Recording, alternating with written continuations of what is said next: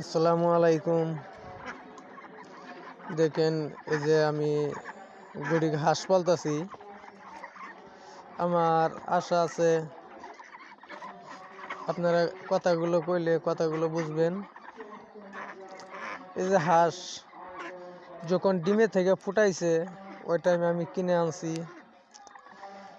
এই হাঁসগুলোকে পাইলে নাইলে এতটুকু বানাইছি এবং কি এখন ডিম পারবে। ডিম পারলে পরে সেই ডিমগুলোকে রুমের মুরগি কিনে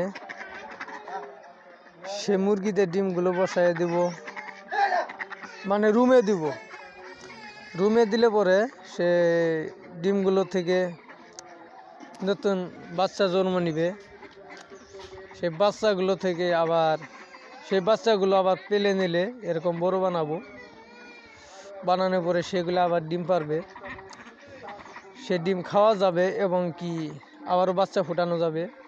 তাই বলছি এই যে বড় হাঁসগুলো এগুলো তো মাছ জাতীয় হাঁস, এগুলো যদি জবাই করে খাইয়া ফেলাই তাহলে আর ডিম দিবে না এবং কি তার কোনো বিচন থাকলে না, তার ডিমগুলো খাইয়া ফেলাইলাম এবং কি ডিমগুলো বসাই দিলাম, বাচ্চা ফোটাবো। আর বড় হাঁসটা যদি জবাই করে খাইয়া ফেলাই তাহলে কোনো বিচনই থাকবে না এবং ছাই পোকার বিচনই গেল গা।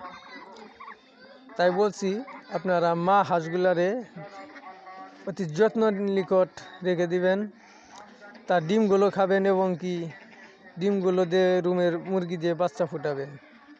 ধন্যবাদ।